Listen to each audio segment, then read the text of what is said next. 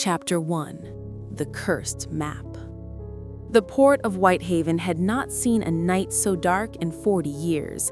The moon hid behind a shroud of clouds that seemed woven from mourning cloth, and even the lanterns flickered weakly, as if the flames themselves feared what crept through the streets that November evening.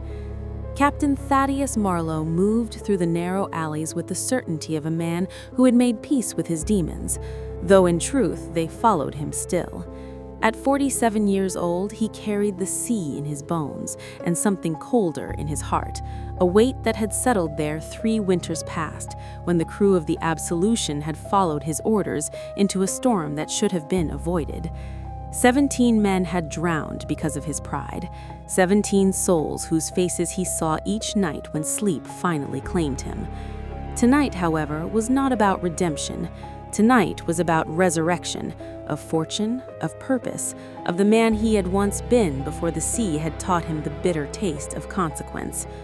The tavern at the end of Gallows Row bore no name, only a weathered sign depicting a hanged man with coins spilling from his pockets. Inside, the air hung thick with pipe smoke and the desperate murmurs of men who had exhausted their luck. Marlowe found his informant at the corner table, though "found" suggested the man had been hiding. In truth, he looked already dead, skin the color of candle-wax stretched over bones too prominent, eyes sunken into caverns of shadow. "You are the captain," the dying man wheezed. It was not a question. "I am." Marlowe sat across from him, noting the way the man's fingers trembled against the table's surface, leaving smears of something that might have been blood, might have been seawater. Both seemed wrong colors in the dim light. "You said they'd come, heard you were looking for a path out of your purgatory." The man laughed, and the sound was terrible, wet and hollow, as if his lungs were filling with something that should not be there. "I've got your path, sailed it myself once, came back rich beyond imagining." "Then why do you sit here, dying in poverty?" The man's smile revealed teeth that had begun to blacken. "Because wealth means nothing when the sea has already taken what you were. I spent every coin trying to forget what I saw on that island. When the gold ran out, the memories remained." He reached into his coat with movements that cost him visible pain and withdrew an object wrapped in oilskin. "This is the map, the only map. It shows the way to the Isla de las Almas Ahogadas, the island of drowned souls." Marlowe unwrapped the oilskin carefully. The parchment beneath was ancient, its edges burned as if someone had once tried to destroy it, its surface covered in faded ink that depicted coastlines unknown to any modern cartographer. Strange symbols bordered the margins, script that resembled no language he had ever encountered, though something about the shapes made his eyes ache to look at them too long. "Half of the map is missing," observed Marlowe. "No, half of it is burned. What remains is enough. The sea knows the rest of the way, Captain. She'll guide you there once you commit to the journey." The dying man grabbed Marlowe's wrist with strength that seemed impossible given his condition. "But you must understand what you're taking. This map has had 17 owners before me. I'm the only one who returned. The island gives freely of its treasure, more gold than any fleet could carry. But the island also takes, Captain. It takes and never stops taking." "What does it take?" The man's grip loosened. His eyes began to glaze. "Everything you bring with you, every secret, every sin, every soul aboard your ship." He slumped forward, and in his final breath, Marlowe heard something that might have been a word, might have been a warning, might have been the sea itself speaking through a dead man's throat. "She's waiting." 2 weeks later, the Crimson Meridian sat at anchor in Whitehaven's harbor, her hull freshly caulked, her masts newly rigged, her hold stocked with provisions for 6 months at sea. She was an old ship, a survivor of storms that claimed newer and grander vessels, and there were those who claimed she had a soul of her own, though whether that soul was kindly or cruel depended on who told the story. Marlowe had assembled his crew with the care of a man building an engine of war. 20 sailors in total, each chosen for their skill, their desperation, or both. men with debts they could never repay, men with pasts they wished to leave behind, men with nothing left to lose. He had not told the men about the dying man's warning. He had convinced himself it was unnecessary. First Mate Elias Crane stood beside him on the quarterdeck as the final preparations were made. Crane was 15 years Marlowe's junior, but carried himself with the gravity of someone who had seen too much of the world's cruelty. His secret, which he shared with no one, was a terror of drowning so profound that every night he dreamed of cold water filling his throat, and every morning he swore he could taste the salt. "The men are restless," Crane said, watching the crew move about the deck. "They sense something's different about this voyage. Good. Restlessness keeps sailors alive. So does honesty, Captain. What's different about this voyage?" Marlowe was silent for a long moment.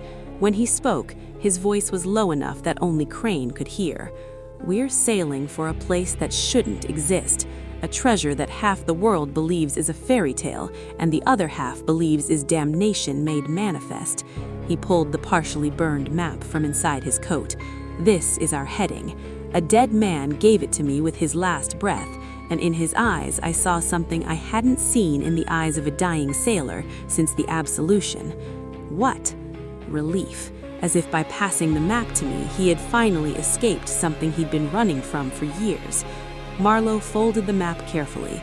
"I've made my peace with what we might find, Elias. The question is whether the men will make theirs." Below, on the main deck, the crew of the Crimson Meridian worked in the gray light of early morning. Navigator Cornelius Webb, a man of 60 winters with a face like worn leather, pored over his charts at the makeshift navigation station, muttering about currents and constellations in a way that made the younger sailors uneasy. The quartermaster, Henrik Voss, counted barrels of water and hardtack with an obsessive precision of someone who knew exactly what it meant to starve. Cook Silas Blackwood, whose hands bore the burn scars of a galley fire that claimed 3 lives, prepared the morning's rations with mechanical and withdrawn movements. In the shadows of the orlop deck, boatswain Malcolm Graves checked the coiled lines with hands that once wrapped around another man's throat in a dockside alley 15 years past. Nearby, ship's doctor Ambrose Fletcher organized his medical supplies, thinking, as he always thought, of the patients he could have saved if he had only tried harder, if he had only cared more, if he had not been so damned tired that night in Lisbon when the fever came. Chaplain Abraham Cole, a former priest who had abandoned his collar but not his doubts, sat alone in the crew's quarters reading from a Bible whose margins he had filled with questions God had never answered. Cabin boy Thomas Finch, barely 16 and still possessing an innocence that made the older sailors protective and envious in equal measure, scrambled up the rigging to where rigger Declan O'Malley worked, wondering if he would ever become as hardened as the men around him, hoping he would not. 20 souls in total, 20 men with secrets they had never spoken aloud, fears they would never admit, guilts that followed them like shadows even in the brightest noon. They had come to the Crimson Meridian seeking fortune, escape, redemption, or simply an end to the monotony of lives that had given them nothing but pain. None of them knew, as the anchor was weighed and the sails unfurled, that the sea had already counted them. None of them noticed the way the waves seemed to reach for the full like fingers. None of them saw the words that had appeared overnight on the stern, written in salt that would not wash away, letters that spelled a phrase in a language no one aboard could read. And none of them understood, as the coast of England faded into mist behind them, that they had not chosen this voyage at all. The voyage had chosen them. Chapter 2. The Voyage Begins. The first week at sea passed in the unremarkable rhythm of wind and work, the Crimson Meridian cutting through gray waters beneath a sky that seemed unable to decide between cloud and clarity. The crew settled into their duties with the automatic precision of men who had spent their lives answering the demands of the ocean. Watches were kept, sails were trimmed, and in the brief hours between labor and sleep, the sailors gathered in small clusters to share tobacco, rumors, and the vague unease that none of them could name. Navigator Webb spent his days hunched over the map, tracing and retracing the faded lines with a finger that shook increasingly as the days passed. He had sailed for 40 years and had learned to read the sea's moods the way other men read books, but something about their heading disturbed him in ways his experience could not explain. The currents ran wrong, not dangerously, not noticeably to anyone but him, but wrong. They pushed the ship in the direction the map indicated with an eagerness that felt less like nature and more like intent. "The sea's guiding us," he told Marlowe on the 5th morning when the captain came to check their progress. His voice was barely a whisper, as if the ocean itself might overhear. "I've adjusted for a southern drift 3 times, and each time we end up back on course. It's as if the water won't let us go anywhere except where we're meant to be." Perhaps that's good fortune. Perhaps. Webb's rheumy eyes met the captain's. Or perhaps it's the kind of fortune a spider gives a fly. The Omens began on the 7th day. Lookout Samuel Brennan, whom the crew called Hawk for his preternatural vision, spotted the first, a school of fish, thousands strong, floating dead on the surface of the water as far as the eye could see. Their bellies gleamed white in the morning sun, their eyes already clouded, their mouths frozen open in expressions that seemed almost like screaming. The ship sailed through them for nearly an hour, the hull parting the silver bodies like a knife through a wound. "Happened sometimes," Bosun Graves said, though his voice carried no conviction. "Water temperature changes or a sickness comes through." "Never seen one this big," Deckhand Bartholomew Pike murmured. He was a superstitious man, his arms covered in tattoos meant to ward off ill luck, and his fingers moved now to touch the iron nail he wore on a cord around his neck. "Never seen fish with their eyes open like that neither. Fish close their eyes when they die." "Fish don't have eyelids, you fool." "These ones did." Pike pointed at a corpse floating past the stern. He was right. The dead fish stared at them with eyes that held no pupils, white as milk, round and lidless and wrong. That afternoon, the compass began to spin. It was helmsman Tobias Mercer who noticed, calling out an alarm that brought Marlowe and Crane running to the wheel. The brass instrument's needle whipped around in wild circles, jerking from north to east to south to west and back again, as if trying to point at something that was everywhere and nowhere at once. Then, just as suddenly as it had begun, the needle stopped, pointing due east, exactly where the map directed. "Could be magnetic interference," Dr. Fletcher suggested from the edge of the gathering crowd. He was a man who believed in rational explanations the way priests believed in God, desperately and in defiance of mounting evidence to the contrary. "Out here?" Crane's voice was flat. "There's no land for hundreds of miles, no iron deposits, no volcanic activity, nothing that could affect a compass." "Then perhaps the compass is faulty." Marlowe shook his head slowly. "It's not the compass that's faulty." He looked out at the sea, which lay flat and gray around them, not a wave disturbing its surface, despite the wind that filled their sails. "The sea is world." As night fell, the wrongness deepened. Gunner William Harker, called Wolf for his temperament and for the scars that marked his feast from too many dockside brawls, was the first to notice the stars. He had been standing watch on the forecastle, smoking a pipe and thinking about the man he had killed in Bristol, one of several, though this one troubled him most. A boy, really, barely old enough to shave, who had simply been in the wrong place when Wolf's rage had overtaken him. When something in the sky made him look up, the constellations were wrong. He was no navigator, but 40 years at sea had taught the stars as well as he knew the scars on his own hands. Polaris should have been off the starboard bow.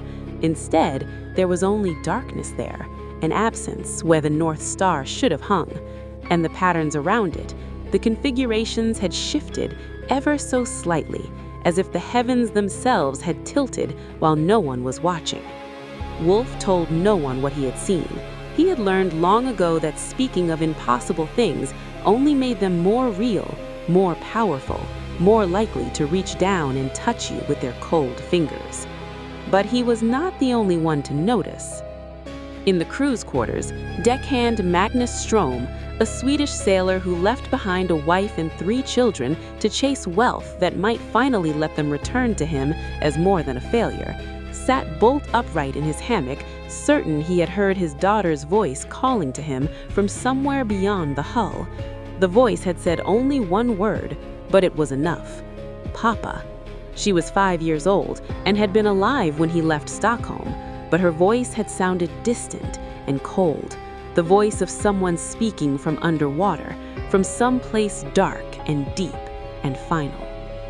In the galley, cook Silas Blackwood dropped a pot of boiling water and did not feel it burn his feet because he was staring at the porthole, where for just an instant, just the space of a breath, he had seen a face staring in, a face he recognized, a face belonging to one of the 3 men who had died in the galley fire 8 years ago, when Silas had been too slow to sound the alarm, too drunk to realize the danger until it was too late. And in the navigation room, alone except for his charts and his doubts, Cornelius Webb traced the map's lines for the 100th time and finally noticed what he had somehow missed before. Written in the margin, in ink so faded it was nearly invisible, were words in a child's handwriting. They never came back. They never came back. They never came back. Over and over, filling every inch of the burned edge, so small that they seemed almost part of the parchment's grain. Webb closed his eyes and whispered a prayer to a God he had stopped believing in decades ago. When he opened them again, the words were gone, but he could still feel them there, pressed into the map like scars, waiting to be read again. The 8th day brought fog. It rose from the water at dawn, thick and white, and smelling of something that was not quite salt, something sweeter, almost floral, like the funeral flowers that had adorned Marlowe's mother's coffin 40 years past. It wrapped itself around the ship like a shroud, cutting visibility to mere feet, muffling all sound except the creak of wood and the impossible, impossible silence of a sea without waves. "I don't like this," First Mate Crane said, standing beside the captain at the bow. His face was pale, and his hands gripped the railing with white-knuckled intensity. "Fog doesn't smell like this. Fog doesn't feel like this." No, it doesn't. Somewhere in the whiteness, something moved. They could not see it, but they could hear it. A sound like wings, enormous wings beating against the air in slow, rhythmic strokes. Then voices singing in a language that predated human speech, a harmony so beautiful it made Crane weep without knowing why. The singing lasted only moments. When it stopped, the silence that followed was worse. "What was that?" Crane whispered. Marlowe did not answer.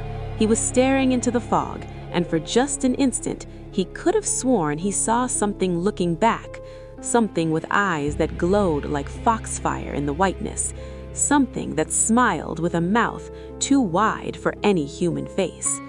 Then it was gone, and the fog began to lift, and the sun broke through at last. But Marlowe did not stop staring at the place where the thing had been, because he recognized those eyes.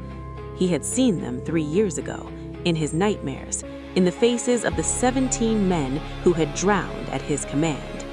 They were the eyes of the dead. Chapter 3: The Storm and the Woman. The storm announced itself with a silence so profound that even the wind seemed to hold its breath. Then came the clouds, black and churning, boiling up from the horizon with a speed that defied all natural law, swallowing the afternoon sun in minutes until the only light came from the phosphorescent foam that crowned the suddenly violent waves. "All hands!" Captain Marlowe roared, his voice nearly lost in the rising shriek of wind. "Reef the sails! Secure the cargo!" The crew scrambled to their stations with the desperate efficiency of men who had danced with death before and knew its steps intimately. Rigger Declan O'Malley fought his way up the mainmast, his terror of heights forgotten in the greater terror of the sea's fury, his hands slick with spray as he struggled to bring in canvas that seemed to fight against him like a living thing. On the deck below, Boatswain Graves bellowed orders, while ropes whipped through the air like serpents. And somewhere in the chaos, cabin boy Thomas Finch was flung against the mast, his head striking wood, his vision swimming with stars that matched those hidden behind the storm. The Crimson Meridian pitched and rolled in swells that towered 30, 40, 50 feet above the deck. Each wave that crashed over the bow brought with it water so cold it seemed to burn, water that tasted not of salt but of something older, something that carried the faint sweetness of decay.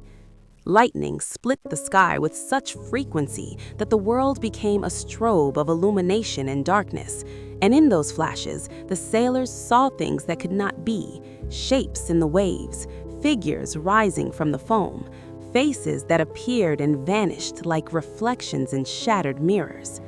"She won't hold," Helmsman Mercer screamed, fighting the wheel as it tried to spin from his grasp. "The rudder's not responding." Marlowe fought his way to the helm, his boots sliding on the water-slick deck, his hands finding holds on rigging and railings that seemed to reach for him rather than wait to be grasped.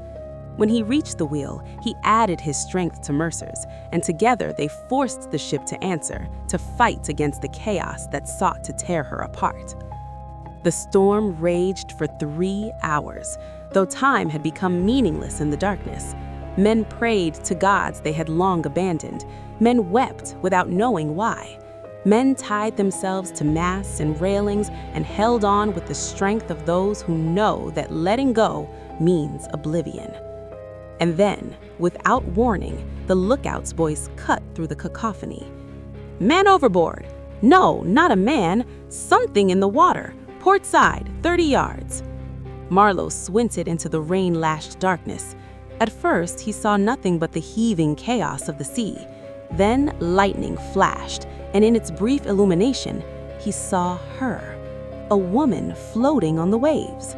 She was not struggling, she was not swimming. She simply lay there, arms outstretched, hair spreading around her head like a dark halo, rising and falling with the swells, as if the sea itself were cradling her.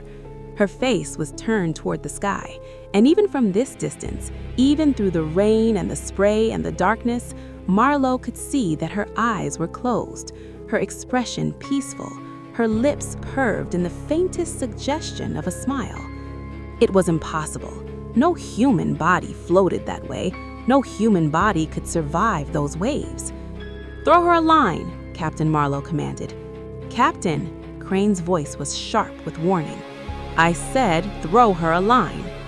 Pike and Turner worked together to cast the rope, their hands slowed by cold and exhaustion, their numbs numb and clumsy. The rope fell across the water, missing the woman by feet. But something happened. The sea shifted.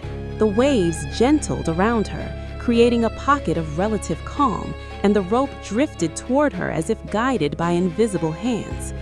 When it touched her arm, her fingers closed around it with a grip that seemed impossibly strong for someone who appeared unconscious. They hauled her aboard. It took 6 men to pull her from the water's embrace, and every one of them later said the same thing. They felt resistance, as if the sea did not want to let her go, as if something beneath the waves was holding on to her and had to be persuaded to release its prize. The moment her body crossed the railing and landed on the deck, the storm stopped. Not gradually, not in the way of natural weather, it simply ceased. The wind dying mid-howl, the waves flattening to glass, the clouds parting to reveal a moon so bright and full it seemed impossible they had been sailing under anything else. The silence that followed was so complete that the sailors could hear their own heartbeats, could hear the blood rushing in their ears, could hear the gentle lap of water against the hull, like the breathing of some vast, sleeping thing. "Mother of God," someone whispered. Dr. Fletcher pushed through the gathered crowd and knelt beside the woman's body. She lay exactly as she had floated, arms outstretched, face peaceful, her lips still curved in that unsettling smile. Her skin was pale, so pale it seemed almost luminous in the moonlight, and her hair, which had appeared dark in the water, now revealed itself to be silver white, the color of moonlight itself, of sea foam, of the leading edge of a wave before it breaks. "She's not breathing," Fletcher said. Then a moment later, "Wait, she is, barely." "Her clothes," cabin boy Thomas breathed. "Look at her clothes." Fletcher looked. They all looked. The woman wore a gown that seemed made of woven seaweed and pearl, fabric that shifted color as it moved, gray-green to silver to the pale blue of deep water. It should have been torn by the waves, weighted down by the water, ruined by the violence of the storm.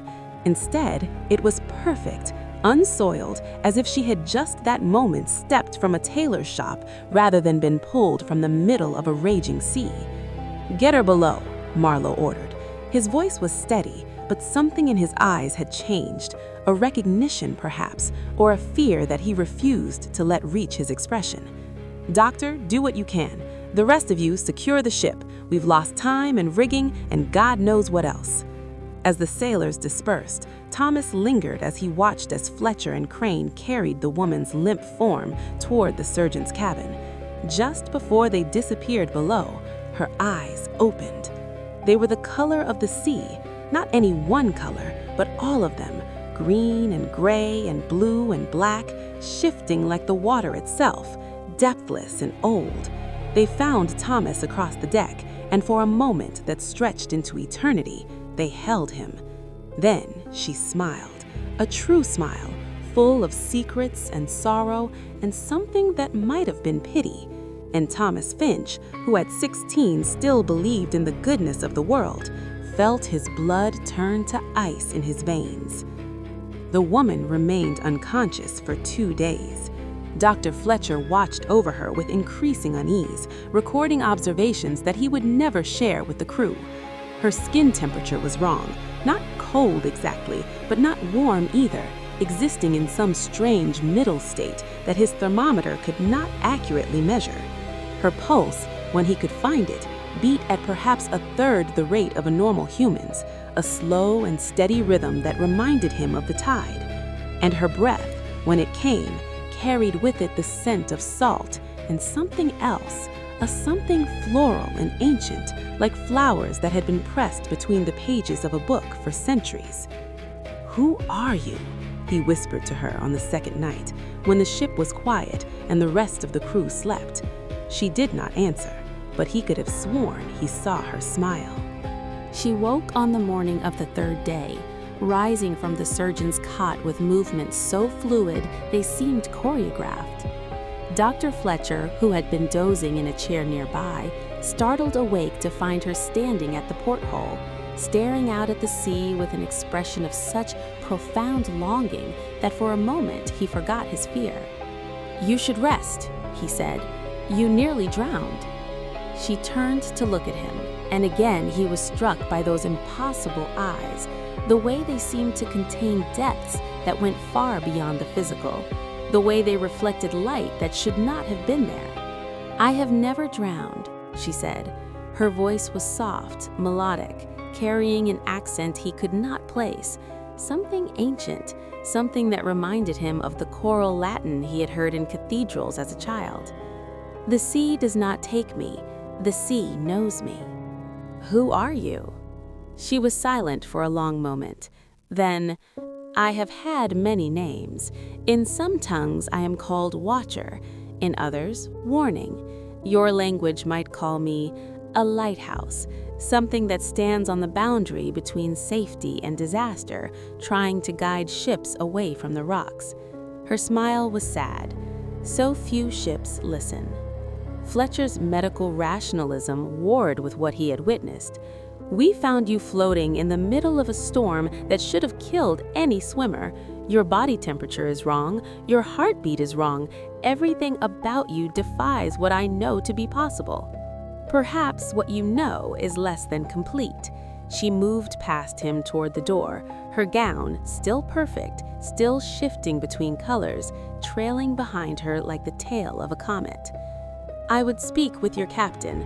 There are things he must understand before the voyage continues." "Wait," caught her arm and immediately released it. Her skin was neither warm nor cold, but something else entirely, a sensation like touching water that did not wet, like grasping something that was simultaneously solid and liquid. "What things? What do you know about our voyage?" She looked at his hand, then at his face. In her eyes he saw something terrible, a sorrow so vast it seemed to span centuries, a knowledge of endings that no human should possess. "I know that you are sailing towards something ancient and hungry. I know that the map you follow is not a map at all, but a tongue, the tongue of something that speaks only in catastrophe. I know that all of you carry guilt in your hearts like anchors, and guilt is what the island craves most." She paused. "I know, Doctor, that you let 3 patients die in Lisbon because you were tired and bitter and had stopped believing that saving lives mattered. Their names were Maria, Paolo, and the infant they never had a chance to name. They wait for you now, on the island, in the treasure that you seek." Fletcher's face went white. He had never told anyone about Lisbon. He had never spoken those names aloud. "How?" "The sea remembers everything, Doctor. Every confession whispered to the waves, every secret buried in its depths, every soul that has passed through its waters." She turned and walked toward the door. "Tell your captain that Marina wishes to speak with him. He will know what that name means, even if he pretends otherwise." She left Fletcher standing alone, his hands shaking, his medical certainty shattered like a ship on the rocks. The crew gathered to see her when she emerged onto the deck, their whispers falling silent as she passed among them. Some stared with open wonder, seeing in her ethereal beauty a sign of good fortune, a spirit of the sea come to bless their voyage. Others looked away, crossing themselves or touching the talismans they wore against evil, seeing in her strangeness a warning they did not wish to heed. Bartholomew Pike spat over the railing when she passed him. "Devil's work," he muttered to Magnus Strom. "Nothing human floats like that. Nothing human survives a storm like that." "Maybe she's not human," Strom whispered back. "Maybe she's an angel." "Angels don't come from the sea, you fool. Angels come from heaven." "Maybe heaven is under the waves. Maybe we just never looked deep enough." Captain Marlowe met her at the base of the main mast, his face carved from stone, his eyes betraying nothing.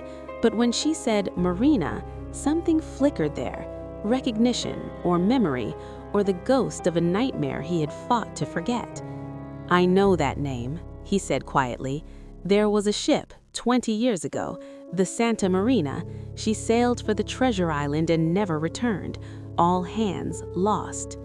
Not lost, taken, traded, given to the sea in exchange for gold that would never be spent, for wealth that would never bring joy, for a price that would never stop being paid." She looked at the sailors around them, her gaze touching each man in turn. "You, child, you might be the only one aboard who could be spared.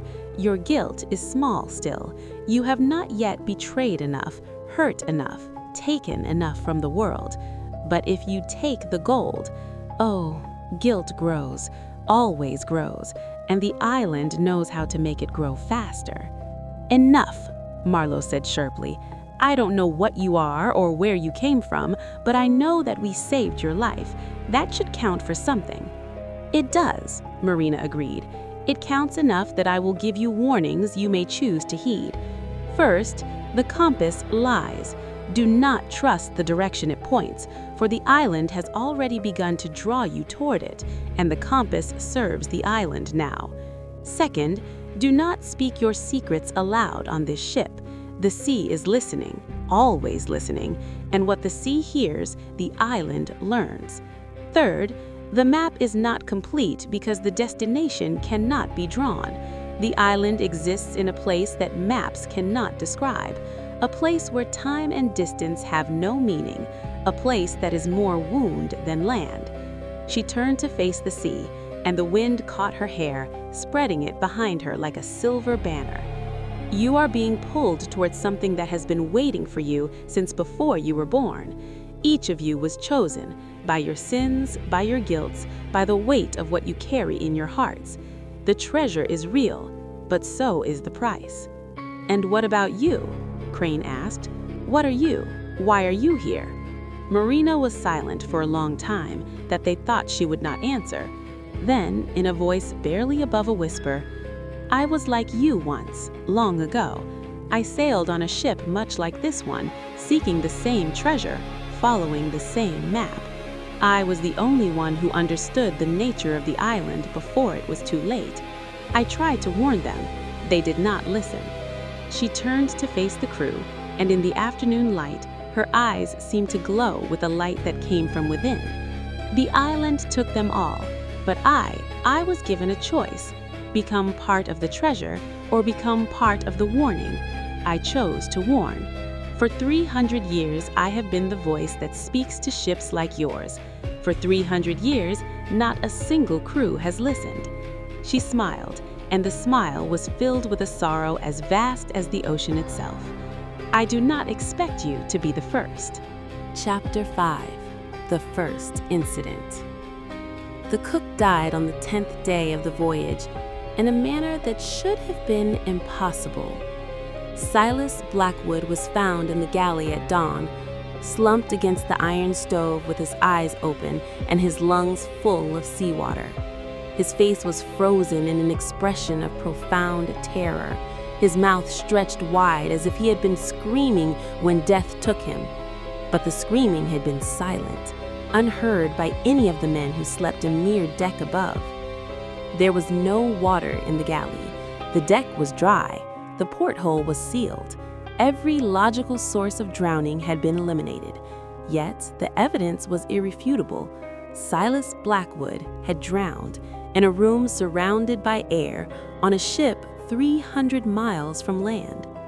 It's not possible, Dr. Fletcher said, for perhaps the 15th time as he examined the body. His hands were shaking, and he kept glancing toward the door as if expecting something to come through it. Men don't drown without water. Men don't... Look at this. Bosun Graves held up something he had found clutched in Silas's fist. A piece of paper, waterlogged despite the dry deck, the ink on it bleeding into illegible smears. But the shape of the writing was still visible, a name written over and over. Thomas, Thomas, Thomas. Thomas? Crane looked at the gathered sailors. Thomas who? That was my name, a voice said from the doorway. Cabin boy Thomas Finch stood there, his face pale as ash. But it was also the name of one of the men who died in the galley fire, the fire that Silas survived. Thomas Whitmore. He was the youngest, 17. He died because Silas didn't sound the alarm fast enough. Silence fell over the room like a shroud. The island, Pike whispered, touching the iron nail at his throat. It's starting, just like the woman said. The island knows our sins. The island is still days away, Crane snapped. This is something else. A murder, perhaps, or a strange illness. There's a rational explanation. Then find it. Marlowe's voice was flat, controlled, betraying none of the turmoil that churned behind his eyes. Find a rational explanation for why a man drowned in a dry room, clutching the name of someone he killed 8 years ago. Find a rational explanation that doesn't involve everything the woman warned us about being true. No one answered. The cook's body was committed to the sea that afternoon, wrapped in sailcloth and weighted with chain. Marina stood apart from the crew during the brief ceremony, her eyes never leaving the shrouded form as it slid over the railing and vanished into the dark water. When the last prayers had been spoken by Chaplain Cole, who stumbled over words he had said 1,000 times before, his faith shattered further by each syllable, she spoke. He will not rest. None of them will rest. The sea keeps what the island claims. What does that mean? Thomas asked. He had not left her side since the body was discovered, drawn to her by something he could not explain, protected by her presence in ways he did not understand. It means that Silas Blackwood is not gone. He is simply changed. He is part of the treasure now, part of the gold that the island offers.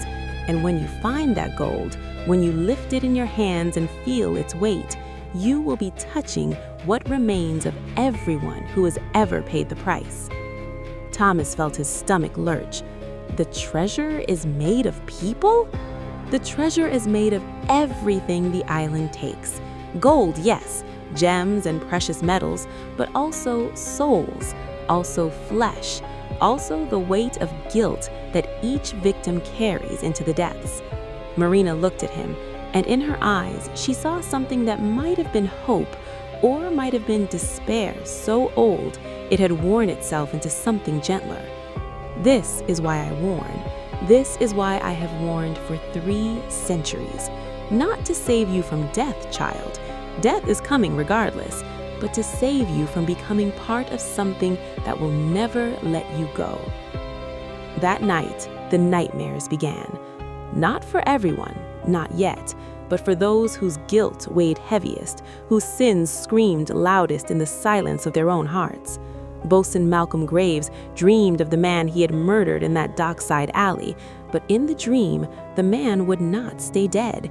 He kept rising from the cobblestones, kept reaching for him with hands that had turned to gold, kept whispering accusations in a voice like the grinding of metal on metal.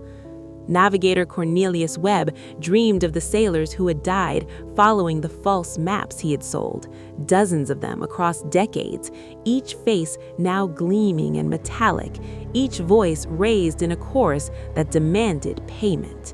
Even Captain Marlowe dreamed of the 17 men of the Absolution standing in a line on a beach that shone with treasure, beckoning him forward with eyes that had turned to precious gems, with mouths that opened to reveal teeth of silver and tongues of gold. "Come and claim your fortune, Captain," they said in his dream. "Come and take what you are owed." And in his dream, Marlowe walked toward them, and with each step, his legs grew heavier, and he looked down to see that his own feet were turning to gold, rooting him to a ground that swallowed him inch by inch. He woke screaming, but the scream was silent, trapped in his throat like water in a drowning man's lungs. The second death came the following morning. Rigger Declan O'Malley fell from the main mast at first light, his body striking the deck with a sound that none of the crew would ever forget, a wet, heavy crack that seemed to echo through the timbers of the ship itself. He had been checking the rigging, a task he had performed 1,000 times, and there was no logical reason for him to fall. But logic had abandoned the Crimson Meridian days ago. When they turned his body over, they found his face frozen in an expression of utter confusion, as if he couldn't understand what was happening even as it killed him, and gripped in his hand, so tightly that they had to pry his fingers loose, was a piece of rope, cut cleanly, deliberately, as if someone had severed it while he held the other end. 7 years ago, Helmsman Mercer said, quietly, when they were deep in their cups. He told me the story once when we were deep in our cups. Declan was rigging with another man, young fellow named Sean something or other. Declan tied a knot wrong. The rope snapped. Sean fell 60 feet to the deck, died on impact. The same way Declan died, Kinnair finished. The same fall, the same deck, the same guilt, Marina said. She had appeared beside them without anyone noticing, as she often did now, her presence as inevitable as the tide. The island punishes with irony. It kills you with the weapon of your own sins, drowns you in the water of your own tears, buries you in the weight of what you have done. Then we're all dead, Graves said. His voice was rough with something that might have been fear, might have been resignation. Yes, Marina agreed, but the island does not take all at once. It savors. It extends. It wants you to understand what is happening, to feel the noose tightening, to comprehend exactly what you have brought upon yourselves. You have days yet, perhaps weeks. The island likes to play with its food. Then why warn us at all? Thomas asked. If we're already doomed, why tell us? Marina was quiet for a long moment. When she spoke, her voice was softer than they had ever heard her. Because hope is the cruelest thing the island takes, and I would rather you face your fate with eyes open than be devoured by a doom you do not understand. She turned and walked toward the bow, her silver hair trailing behind her like a ghost. Behind her, the crew of the Crimson Meridian looked at one another, and for the first time, they saw not shipmates, but fellow condemned, each carrying a sentence written in the ledger of their own hearts. 17 men remained. The island was getting closer. Chapter 6: Whispers of the Sea. Time began to unravel on the 15th day. At first, the signs were subtle, a pocket watch that ran backward for hours before correcting itself, a sunset that lasted mere minutes, a sunrise that seemed to repeat 3 times before the day finally began. The crew blamed exhaustion, blamed the trauma of the deaths, blamed anything except the truth that hovered at the edges of their consciousness like a predator waiting to strike. But by the 20th day, the distortions had become impossible to ignore. "I'm telling you," Lookout Brennan said, his voice shaking, "I watched the same cloud for 4 hours. It didn't move, not an inch. The wind is blowing, the ship is moving, but that cloud stayed in exactly the same place against the stars." "The stars are wrong, too," added Carpenter Jonas Reed. He had been repairing a section of railing, and his hands were covered in splinters that seemed to take forever to heal. "I've been watching them. They're not the constellations we left port with. Some of the stars are in different places. Some of them are new. And some of them," he shuddered, "some of them seem to be watching back." The sea had changed as well. It was no longer blue or gray or green, but something else, a color that had no name, that shifted when you tried to focus on it, that seemed to exist in a spectrum beyond human perception. Things moved beneath the surface now, shapes that were too large and too geometrically wrong to be any creature the sailors had ever encountered. They surfaced briefly, these shapes, showing glimpses of scales that shimmered like oil on water, of eyes that contained too many pupils, of mouths that opened sideways instead of up and down. And the whispers. The whispers had started 3 days ago, rising from the water like mist, sliding through the planks of the hull, curling into the ears of the sleeping crew like fingers seeking purchase. They spoke in no language anyone could name, yet everyone understood them. They spoke of guilt. They spoke of gold. They spoke of the island that waited at the edge of time, patient as a spider in its web. "Come," the whisper said. "Come and be counted. Come and be weighed. Come and join the treasure that never diminishes, the fortune that never fades, the wealth that lasts forever and ever and ever." Gunner William Harker stopped sleeping. He sat at his station in the darkness, his hands resting on the cold iron of the ship's cannons, his eyes staring at nothing. When Pike asked him what he was doing, he answered without looking up. "Listening. The voices know my name. They know what I did in Bristol, what I did in Lisbon, what I did in every port from here to the China Seas.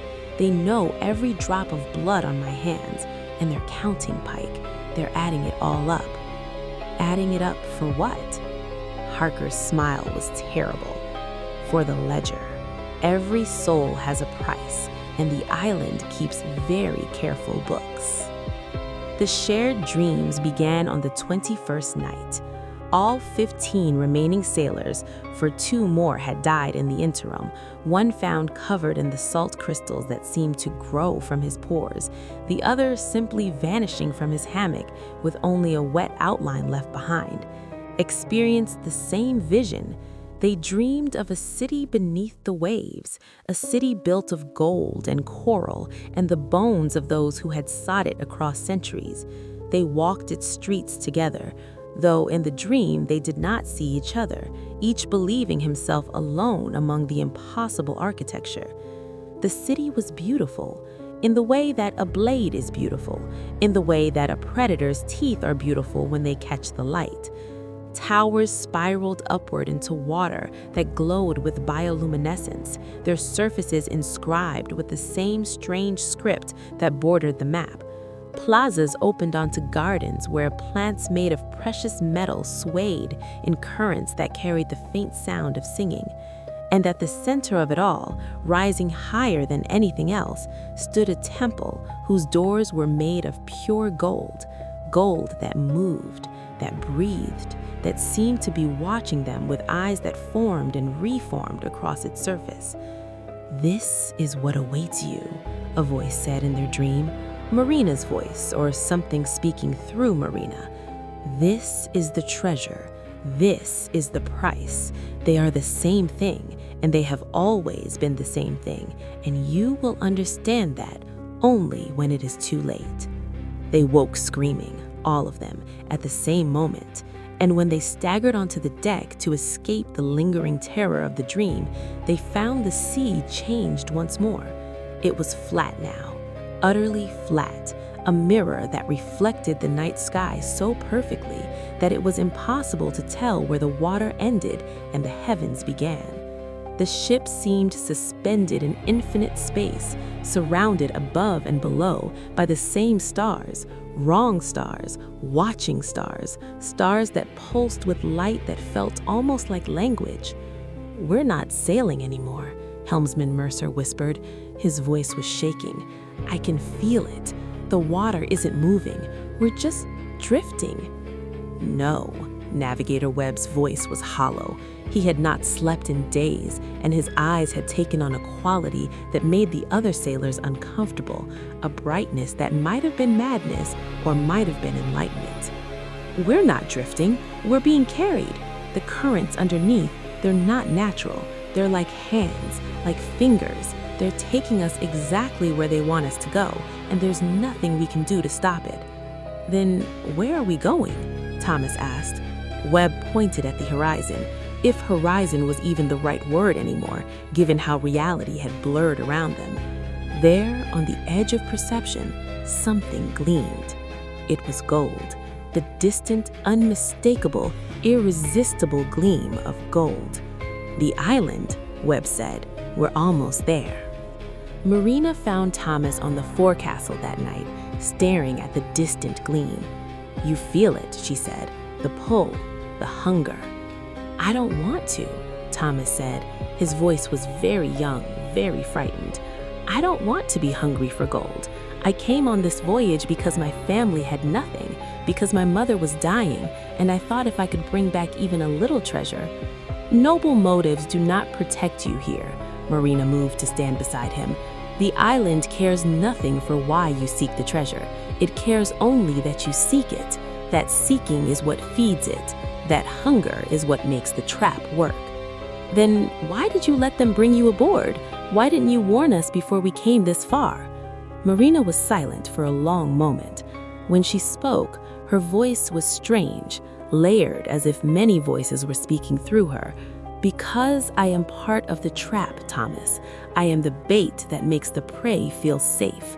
I am the warning that no one heeds, placed there precisely so that when the jaws close, the victims cannot say they were not told." She turned to look at him, and in the starlight, her eyes were not the shifting colors of the sea, but something older, darker, shot through with gleams of gold. "I was human once, Thomas. I meant every word of my warnings, but the island took me anyway, as it takes everything, And now I am as much a part of the mechanism as the map, as the currents, as the gleaming treasure that calls to you across the water. Then there's no hope, Thomas whispered. Marina reached out and touched his face, and her touch was cold and warm and electric all at once. There is always hope, child. Hope is what keeps the trap baited, but hope and salvation are not the same thing. She withdrew her hand. When you reach the island, when you see its treasure, remember me. Remember that I tried. And if you survive, if against all possibility you are the first in 3 centuries to survive, find a way to burn that map. Find a way to end the cycle. She turned her head, and her profile was heartbreakingly human. Tell the world that some treasures are not worth seeking. Tell them that gold is just a color, and the sea never forgets. And there are things beneath the waves that have been hungry since before the world was born. Then she was gone, vanished into the darkness between one blink and the next. And on the horizon, the golden gleam grew brighter. Chapter 7, Truth Beneath the Waves, continued. Thomas walked beside Marina, who had insisted on accompanying them. The other sailors gave her a wide berth, treating her now as something to be feared rather than rescued, a creature from beyond the human world, a harbinger whose presence promised nothing but sorrow. "Why do you come with us?" Thomas asked as they climbed the path toward the ruins. "If you know what awaits, why walk into it again?" "Because this is what I am now," Marina replied. Her bare feet made no sounds on the golden sand, left no prints despite her apparent weight. The warning that accompanies the doomed, the witness that remembers when all others are forgotten. I cannot stop coming here any more than you can stop breathing. The jungle closed around them, if jungle was the right word for vegetation that gleamed like polished copper, whose leaves chimed against each other like tiny bells, whose fruits hung heavy and golden and smelled of honey and hemlock. Birds watched from the branches, but they were wrong birds, their feathers too bright, their eyes too knowing, their songs composed of notes that seemed to speak words just beyond the edge of comprehension. This place was old when the first human ships sailed the seas, Marina continued, her voice taking on the quality of recitation, of a lesson repeated countless times. It was built by those who came before, beings who understood that gold was more than metal. Gold is memory crystallized. Gold is time made solid. Gold is the weight of every desire that has ever burned in a living heart. She paused beside a tree whose trunk was wrapped in vines of pure silver. The beings who built this place learned to harvest that weight. They learned to distill desire itself into something tangible. And when they had taken all the desire from their own world, they built traps to catch the desire of others. The treasure, Thomas said slowly, the gold we seek, it's not really gold at all. It is gold. It simply was not always gold. Every coin, every ingot, every gleaming gem was once something else, someone else. Marina's hand brushed the silver vines, and they shivered at her touch. The island takes a soul. It takes everything that soul desired and everything that soul regretted. It compresses guilt and greed and grief into matter dense enough to hold. The more you wanted, the more you weighed. The heavier your sins, the purer the gold. Ahead of them, Captain Marlowe had stopped at the edge of a clearing. The jungle fell away here, revealing the full scope of the ruined city, and something that made even the hardened sailors gasp. A pyramid rose from the city's heart, its surface entirely covered in gold, not gilded, not decorated, constructed entirely of the precious metal, step after gleaming step, rising toward a summit that seemed to pierce the strange sky. And at its base, visible even from this distance, was a doorway, an opening into darkness that seemed to drink the light around it. "The temple," Navigator Webb whispered. His voice had taken on a reverent quality that frightened the men around him. "The temple from the dreams. The treasure is inside. I can feel it. I can feel it calling to me." He began walking toward it, his movements stiff and automatic, like a puppet pulled by invisible strings. "Crane!" Crane shouted. "Stop! We need to—" But Webb could not stop. None of them could. One by one, the sailors found themselves moving toward the pyramid, their legs carrying them forward against their conscious will. The island had hooked something inside them, the hunger that Marina had spoken of, the need that could not be filled, and now it was reeling them in like fish on a line.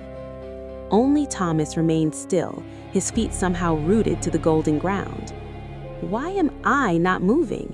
he asked Marina, who stood beside him, watching the others march toward their doom.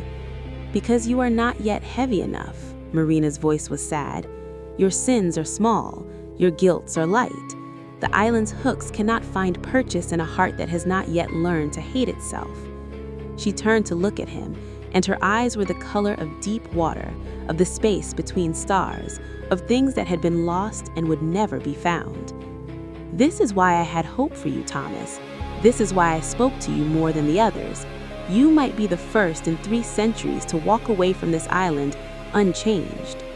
But the others are already lost.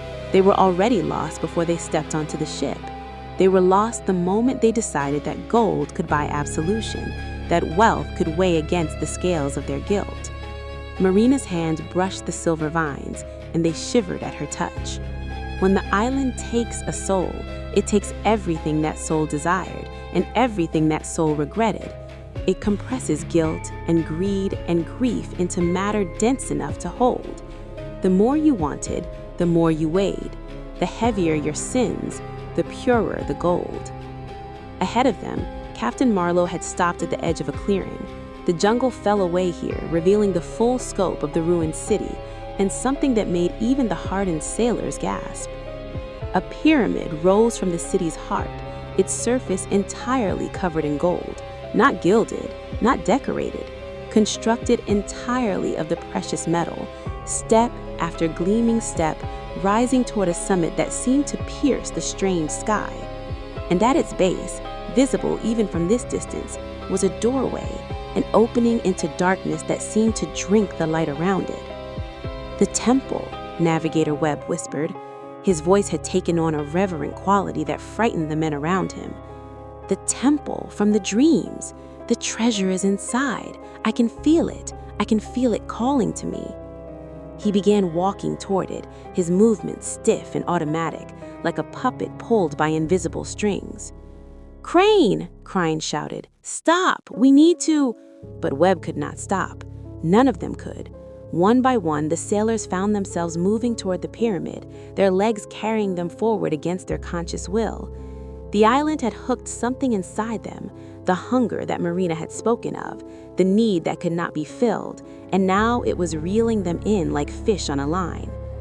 Only Thomas remained still, his feet somehow rooted to the golden ground. "Why am I not moving?" he asked Marina, who stood beside him, watching the others march toward their doom. "Because you are not yet heavy enough," Marina's voice was sad.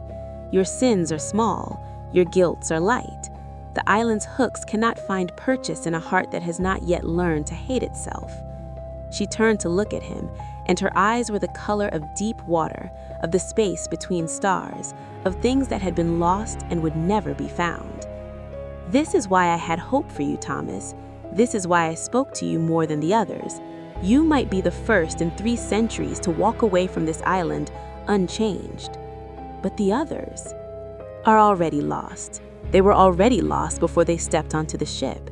They were lost the moment they decided that gold could buy absolution, that wealth could weigh against the scales of their guilt."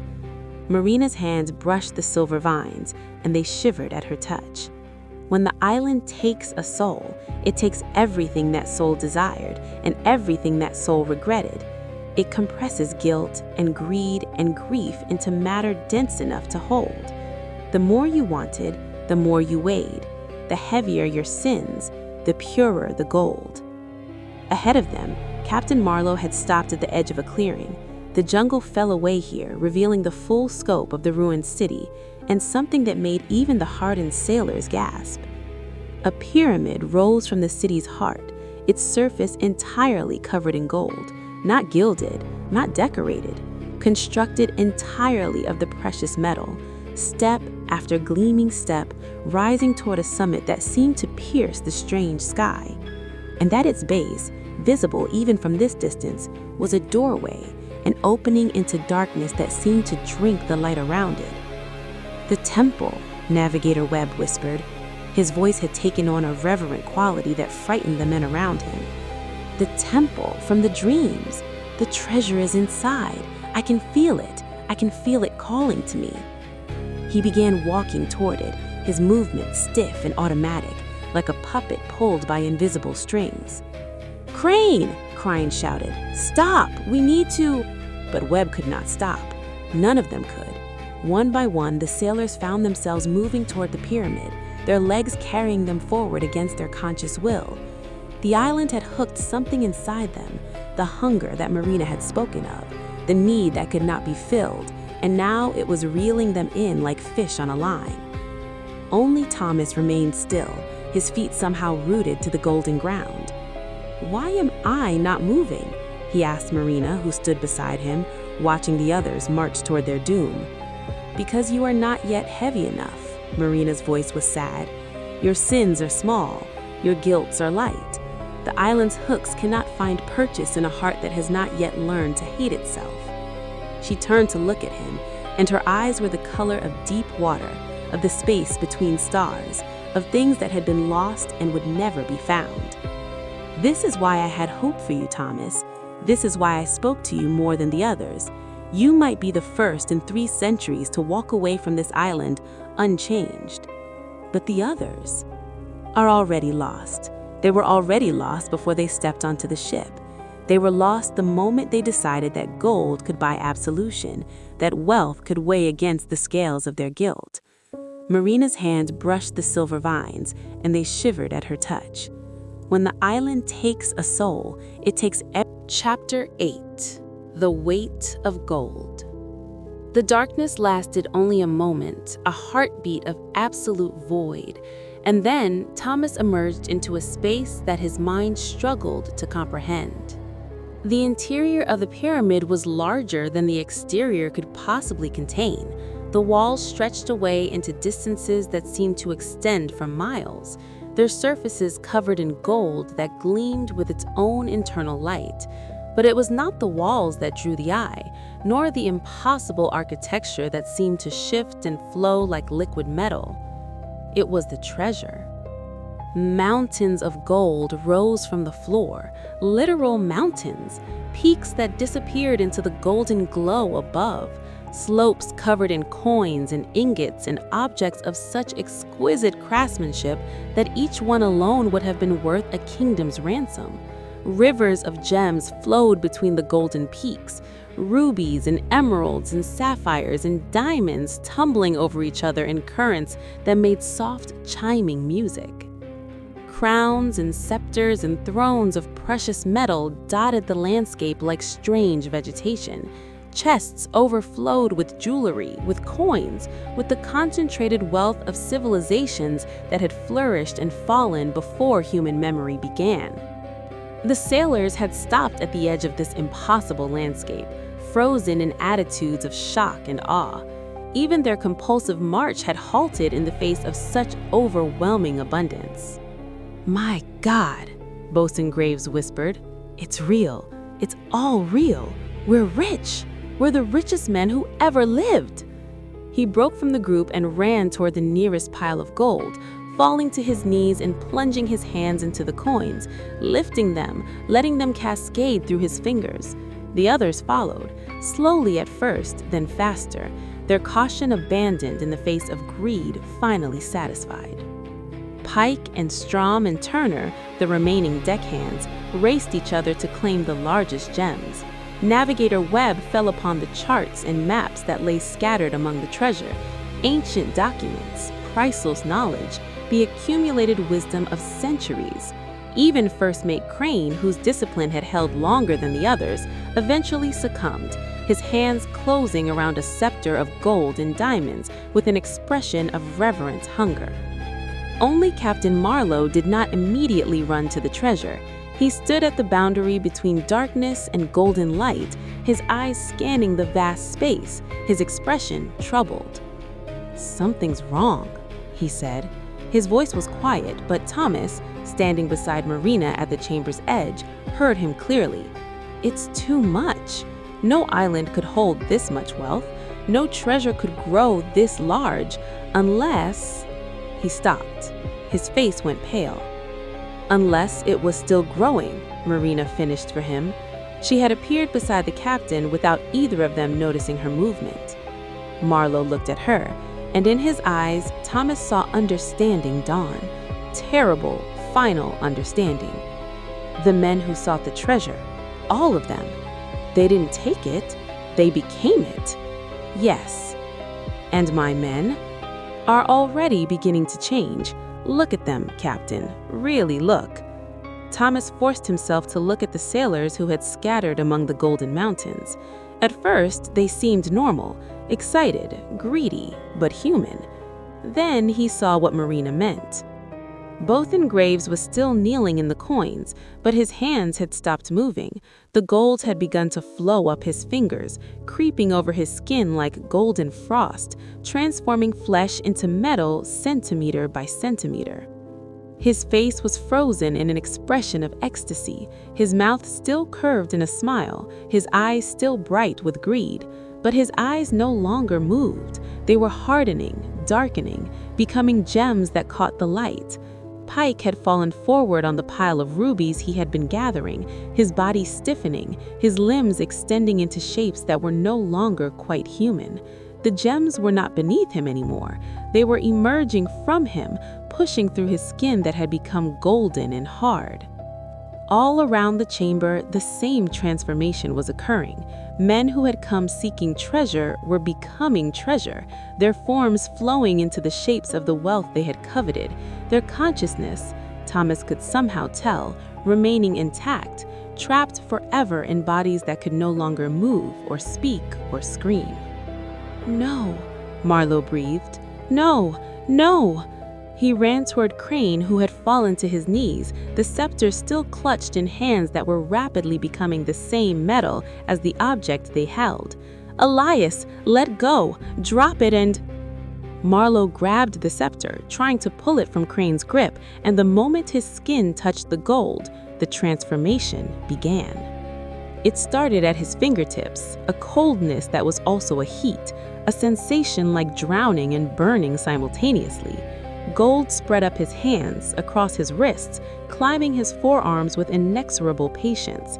He screamed, but the scream lasted only seconds before his throat filled with metal, before his voice became the chiming of coins, before his lungs solidified into precious, precious gold. Thomas stood frozen, watching his captain, watching all of them become part of the treasure that had lured them across the sea. The horror of it was beyond anything he had imagined. Not death, but eternal imprisonment. Not oblivion, but endless conscious existence as objects to be coveted and claimed by the next wave of seekers. "Now you understand," Marina said. Her voice was heavy with 3 centuries of despair. "This is what the island does. This is what the treasure is. This is the price that every expedition has paid since the first ship found these shores." "But they're still alive," Thomas whispered. "Still conscious, still aware of everything, forever." Marina moved among the frozen figures, touching each one gently, as if offering comfort that could never be enough. They feel every coin that is shifted, every gem that is touched. They watch as new seekers arrive, as new victims reach for the gold, as their fellows are transformed before their eyes. They try to warn, but they cannot speak. They try to run, but they cannot move. They can only wait and watch and add their silent screams to the chorus of the damned. Thomas looked around the chamber with new eyes. The treasure was not treasure at all. It was a graveyard, a prison, a hell made manifest in metal and stone.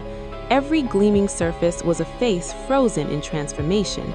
Every coin was a life compressed into metal. Every gem was a tear crystallized by an ancient and hungry magic. How do I stop it? There must be a way. There must be something. There is nothing. Marina's voice was heavy with 3 centuries of despair. I have watched. I have studied. I have sought any weakness in the island's power, any flaw in its design. There is none. The beings who created this trap were beyond anything human minds can comprehend. They were gods of greed, architects of desire, and they built something that will last until the stars burn out. Then why tell me to remember? Why tell me to witness? What good is a story if it can't change anything? Marina was silent for a long moment. Then she knelt before Thomas, bringing her face level with his, and in her eyes he saw something he had not seen before, not despair, but the faintest ember of hope. Because you are different, she said. You felt the pull of the gold and resisted. You touched nothing, coveted nothing, and so nothing could claim you. In 300 years, you are the first to stand in this chamber and remain unchanged. She reached out and touched his face, and her touch was warm now, human warm, living warm. You told me that stories are weapons. You told me that memories can wound things that swords cannot touch. But I did not tell you the whole truth. What truth? The beings who built this trap are not here anymore. They left long ago, seeking other worlds to harvest, but they left guardians behind, the island itself, the currents that guide ships here, the whispers that speak of treasure and gold. These guardians are not sentient in the way we understand the word. They are mechanical, they follow rules, and the rules state that the treasure must be sought, it must be desired, it must be claimed. Then I can leave. I can walk out of here, get back for the ship, sail home. Perhaps, or perhaps the island will find another way to claim you. It has been denied so rarely that its guardians may not know how to respond. They may let you go. They may try to stop you. I do not know. But I know this.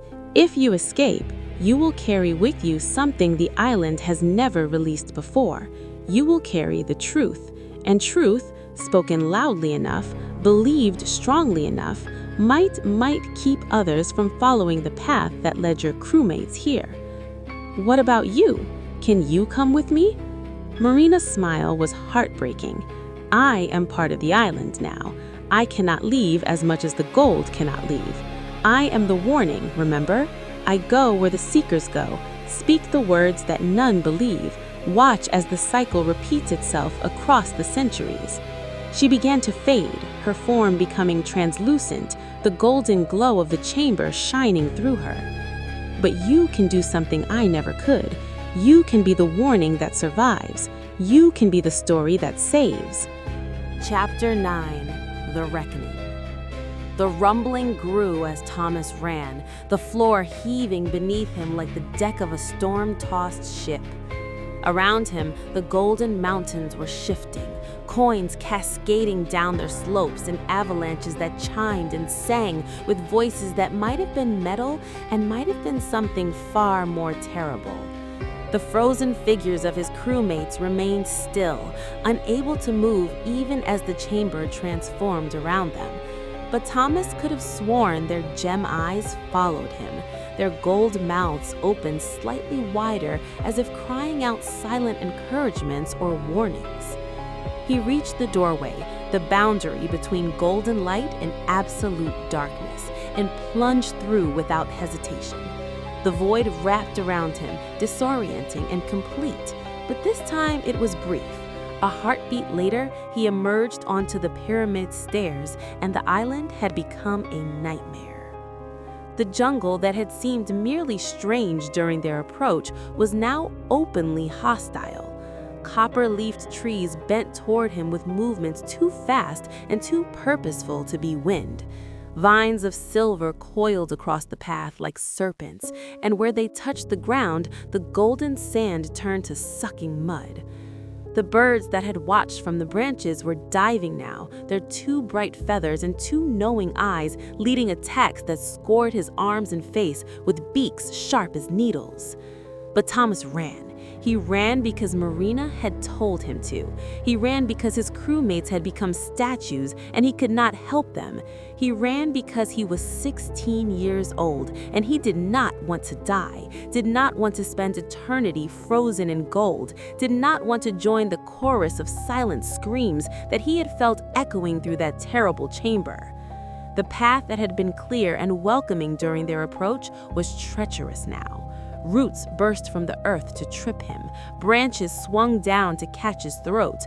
The ground itself seemed to ripple, trying to throw him off balance, trying to slow him enough for whatever was coming behind him to catch up. Because something was coming behind him. Thomas could hear it, a sound like metal grinding against metal, like coins tumbling in a vast purse, like the breathing of something that was not alive in any way he understood, but was hungry nonetheless. He did not look back. Marina had told him not to look back, and every instinct screamed that looking would be the end of him.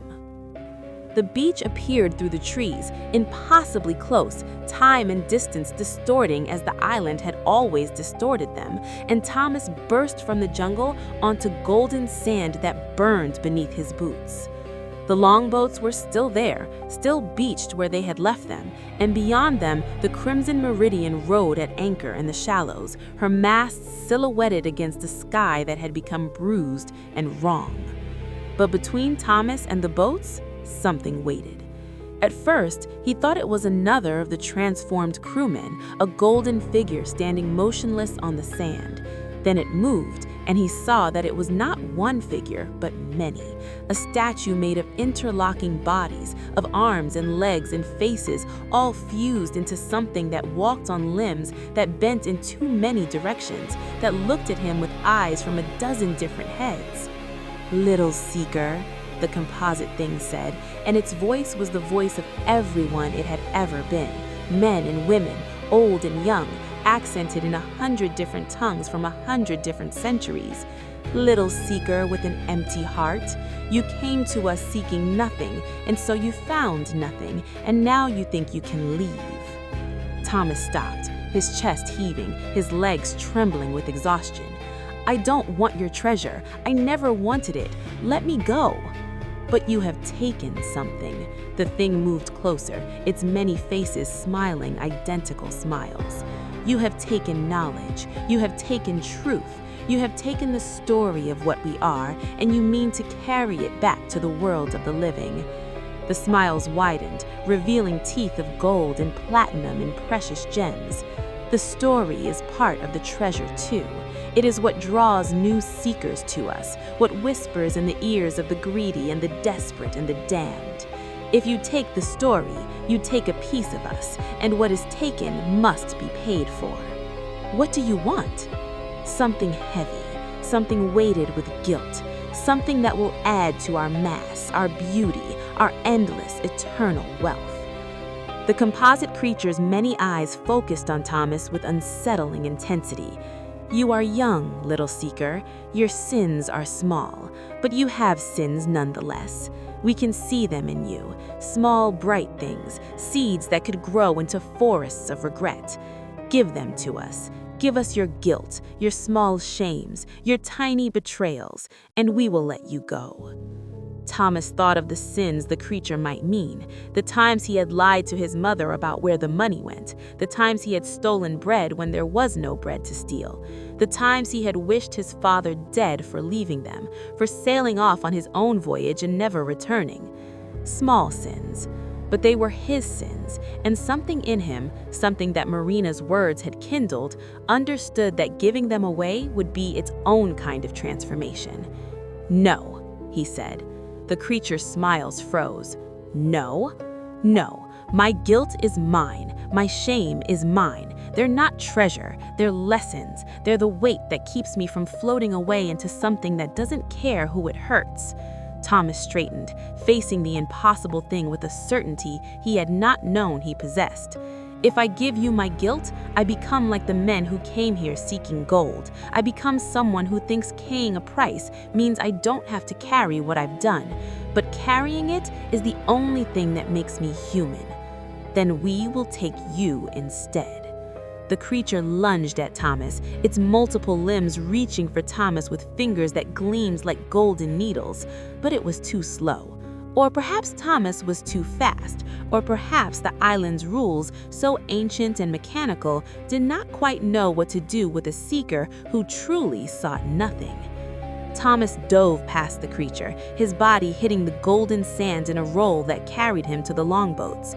He shoved one toward the water with strength born of desperation, leaping inside, grabbing an oar, and paddling with strokes that sent spray into his face. Behind him, the creature stood at the water's edge, its many voices rising in a howl of frustration. "You cannot escape, little seeker. The sea is ours. The currents serve us. You will sail in circles until your ship rots beneath you, until your water runs out and your food turns to dust, until you beg us to take you just to end the suffering." But the creature did not follow him into the water. Thomas rowed harder. The Crimson Meridian loomed closer, her hull scarred by the voyage, but still sound, her anchor chain still taut. Thomas reached her, tied off the longboat with hands that shook so badly he could barely manage the knots, and hauled himself aboard. The deck was empty. Of course it was empty. Everyone who had remained on the ship had gone ashore with the crew. There was no one left but Thomas Finch, 16 years old, survivor of the Isla de los Almas Ahogadas. He stood for a moment in the silence, breathing hard, trying to comprehend what had happened and what came next. Then he moved. The anchor chain was heavy, meant to be worked by many men, but desperation gave Thomas strength he had never known he possessed. Link by link, he hauled the anchor up from the shallows, his muscles screaming, his lungs burning. When it finally broke the surface, he ran to the mainmast and began hoisting the sails, the smallest ones, the ones even a single sailor could manage, and felt the wind catch them with a force that nearly knocked him off his feet. The Crimson Meridian began to move. Behind him, the island was doing something terrible. The golden sands were rising, reshaping themselves into forms that reached toward the ship, arms, hands, fingers, all composed of the transformed seekers of 1,000 voyages. The waves around the vessel began to churn, currents fighting against the wind, trying to push the ship back toward the shore. Thomas ran to the helm and lashed the wheel, pointing the bow toward the open sea. The ship fought him, fought the island's currents, but the wind was stronger, the sails full, and slowly, impossibly, the Crimson Meridian began to pull away. The golden hands fell back into sand, the currents weakened, the island's howls faded into singing, and the whispers faded into silence. Thomas Finch stood at the helm of a ghost ship, alone on a sea that was beginning to look normal again, and realized that he had done what no one had done in 300 years. He had escaped. But as he looked back at the shrinking golden gleam of the island, he knew that his voyage was not over. Marina's words echoed in his mind. Tell them what you saw. Tell them what the treasure really is. He was 16 years old, and he carried in his heart a story that could save or damn the world. The question was whether anyone would believe him. Chapter 10: The Survivor's Return. The voyage home took 73 days. Thomas Finch sailed the Crimson Meridian alone, learning in weeks what most sailors took years to master. He navigated by stars that slowly returned to their familiar configurations. He survived on the rations stored in the ship's hold, rationed carefully, supplemented by fish caught on lines trailed behind the stern. He weathered 2 storms that tested every skill he had absorbed from months of watching the crew, and he emerged from both battered but alive. But the hardest part was not the sailing, it was the solitude. In the silence of the empty ship, Thomas heard things, voices from the cabin below where he no longer slept, where the hammocks hung empty and the air smelled of salt and something sweeter, something that reminded him of the island. Footsteps on the deck at night, always behind him, always stopping when he turned to look. And sometimes, just at the edge of hearing, the chiming of coins, the whisper of water, the singing of an ancient hunger that had not quite let him go. Marina appeared to him 3 times during the voyage. The first time was a week out from the island, when Thomas was fighting a current that seemed determined to turn him back toward the golden shores. She materialized at the bow, translucent as sea foam, her silver hair streaming in a wind that touched nothing else. "You're doing well," she said. "Better than I hoped. The island's pull is weakening."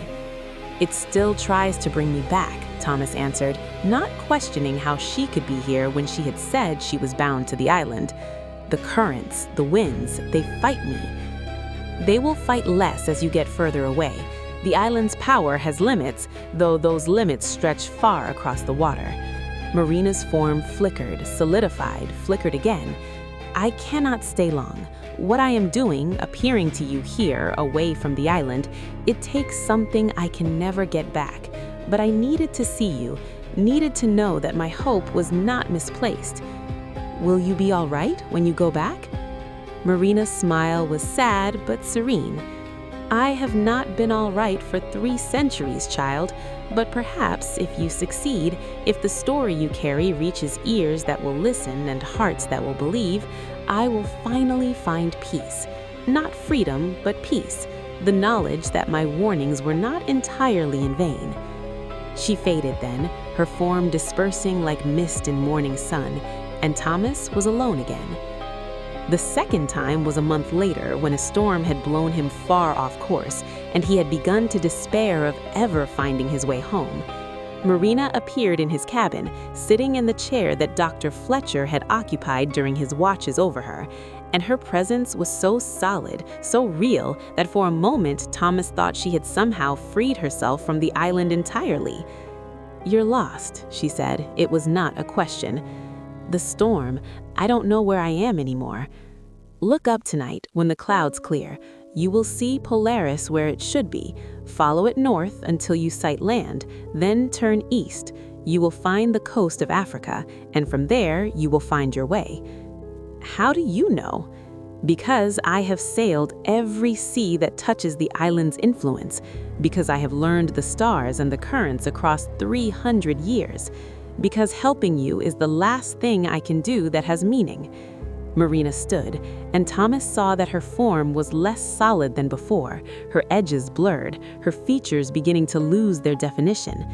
"The island is calling me back. I have stolen too much time away from it. When you see me next, I may not be able to speak, but know that I will be watching, that I am proud of you, that you have given me something I had lost long ago." "What?" "Hope." She moved toward him, and her lips pressed against his forehead, a kiss that was cold and warm and electric, like the touch of the sea itself. "Remember the story, tell it true, and live, Thomas Finch, live a life that makes the weight of this voyage worthwhile." Then she was gone, and the storm was clearing, and when Thomas climbed to the deck and looked up, Polaris hung exactly where it should be. The third time was on the 72nd night, when the coast of England appeared on the horizon, and Thomas knew that his journey was almost over. Marina appeared at the stern, facing the wake that stretched behind the ship, and she was almost entirely transparent now, a suggestion of form, a memory of presence. "I wanted to see you home," she said. Her voice was barely audible, like the whisper of waves on a distant shore. "I will not be able to appear again. The island has reclaimed most of what I was, and soon there will be nothing left that can travel beyond its shores." "Thank you," Thomas said, "for everything, for the warnings, for the hope, for believing that I could be different." "You are different, Thomas. You are the proof that not everyone who sails for the treasure is damned from the start. You are the answer to a question I have asked for 3 centuries. Is there still good in the hearts of those who seek?" She turned to face him, and her smile was beatific, triumphant, and free. There is still good, and as long as there is good, there is a chance, however small, that the cycle can be broken." "How? How do I break it?" But Marina was already fading, her form dispersing into the salt air, and her last words came to him as if from a great distance, from a place beyond time and space and the cruel logic of the Golden Island. "The map, Thomas. Burn the map, and then—" Silence. She was gone. And then what? Thomas wondered, but the sea provided no answers, and the coast of England drew ever closer, and by morning, the Crimson Meridian was sailing into Whitehaven Harbor, a ghost ship manned by a single ghost, returning from a voyage that should have been impossible. The harbor master was the first to see the ship. He recognized her. Everyone in Whitehaven knew the Crimson Meridian, but the vessel's appearance shocked him. Her sails hung in tatters, her hull scored by the marks of storms and strange currents, and on the deck, a single figure stood at the helm where 20 men had stood when she departed. A boy. Just a boy. Word spread quickly. By the time Thomas had brought the ship to anchor and rowed the longboat to the dock, a crowd had gathered, sailors and merchants, fishwives and children, all drawn by the sight of a ship that had left with a full crew and returned with only one survivor.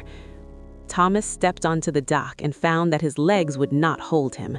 He collapsed to his knees on the weathered boards, salt water streaming from his eyes, his body shaking from exhaustion and grief and relief. The crowd parted, and a woman pushed through, a woman with Thomas's eyes, with Thomas's hair, with the face of someone who had spent 3 months convincing herself that her only son was dead. "Thomas," her mother breathed. "Thomas, my God, Thomas!" She fell to her knees beside him and gathered him in her arms, and Thomas wept into her shoulder, and for a long moment there was nothing else. No treasure, no island, no story that needed to be told. There was only the warmth of her mother's embrace and the impossible joy of coming home. But the story would not wait forever. In the days that followed, Thomas told his tale to anyone who would listen. He spoke to the harbor master and the magistrates, to the families of the men who had sailed with the Crimson Meridian, to merchants and sailors and scholars who had heard rumors of the island of drowned souls and wanted to know if the legends were true. He told them about the map and the voyage, about the omens and the deaths, about Marina and her warnings. He told them about the treasure, mountains of gold, rivers of gems, wealth beyond imagination. And then he told them what the treasure really was. Some believed him, most did not. "The boy is mad," one merchant declared at a meeting convened to hear his testimony. "Driven insane by months alone at sea, he probably killed the crew himself and invented this fantasy to cover his crimes." "I saw the ship," the harbor master countered. "I saw the marks on her hull, damage no ordinary storm could cause. And I saw the look in Thomas's eyes. That is not the look of a liar or a lunatic. That is the look of someone who has seen something terrible and is telling the only truth he knows." "Then bring proof, bring evidence, bring something more than a mad story about golden islands and souls transformed into treasure." Thomas reached into his pocket and withdrew the only thing he had taken from the ship, a coin he had found wedged between the boards of the deck, a coin that must have fallen from some sailor's pocket during the journey. It was not gold, but copper, ordinary copper, stamped with marks that no one in Whitehaven could identify. But when Thomas held it up to the light, the coin's surface rippled, and for just a moment a face appeared there, a face frozen in terror, its mouth open in a silent scream. The merchant fell silent. The crowd murmured, and Thomas spoke again, telling the story one more time, making them understand, some of them at least, that some treasures were not worth seeking, that some wealth came at a price too high for any human to pay. On the night before he would have left Whitehaven forever, taking his mother to a new life in a town where no one knew about the treasure or the voyage, Thomas returned to the Crimson Meridian one last time. The ship sat at anchor in the harbor, abandoned now, marked Epilogue, Tides of Memory. 100 years after Thomas Finch died, a ship called the Providence set sail from Liverpool, bound for the Caribbean with a cargo of trade goods and dreams. Among her crew was a young man named William Finch, Thomas's great-great-grandson, who had inherited both his ancestors' sea-gray eyes and, folded carefully in an oilskin pouch, a letter that had been passed down through 4 generations. The letter contained a story, a warning, a map that showed not where to go, but where never, ever to sail. And when the Providence encountered another vessel in the mid-Atlantic, a Dutch merchant whose captain spoke, over shared rum, of rumors he had heard about an island that gleamed with gold, William Finch did something remarkable. He told a story. He spoke of a ship called the Crimson Meridian, of a captain named Marlowe and a woman named Marina, of treasure that was not treasure, and gold that was not gold, and a hunger that had been waiting since before the world was born. The Dutch captain laughed at first, dismissed the tale as fantasy, as the superstitions of the English, as the ravings of a boy too young to know the difference between legend and reality. But William kept talking, and as he talked, the captain's laughter faded, and his expression grew troubled, and he looked out at the endless water with eyes that had suddenly discovered fear. By the time William finished, the Dutch captain had crossed himself 3 times, a gesture he had not made since childhood, and had sworn on his mother's grave and his children's futures that he would never seek the island, would never chase the treasure, would never follow the currents that promised wealth beyond imagining. "Thank you," he said to William, his voice rough with emotion. "I had heard the stories. I had wondered, if you had not told me." Someone told my ancestor, a woman made of sea foam and sorrow, who had spent 300 years trying to save souls she could not save. She asked only that he remember, that he tell others, that the story survive. And it has, and it will. William looked out at the sea, the beautiful, terrible, patient sea, and smiled a smile that was both sad and triumphant. As long as there are sailors who listen, as long as there are stories that survive, the treasure will claim fewer souls. Not none, there will always be those who cannot resist, but fewer. Every year, fewer. The ships parted ways as evening fell, the Providence bound for Jamaica, the Dutch merchant turning back towards safer waters. And William Finch stood at the stern and watched the other vessel's lights fade into the distance, and he thought of his ancestor, a cabin boy who had sailed into horror and emerged with the only treasure that truly mattered. A story, a truth, a warning that would echo across generations, a tide of memory that pushed back against the hunger of the deep. Somewhere, he knew, an island waited, golden and patient and hungry as ever. But the story was stronger now. The truth was spreading. And maybe, just maybe, one day the island would wait forever, and no ship would come, and the hunger would finally begin to fade. Thomas Finch had done what Marina asked. He had remembered.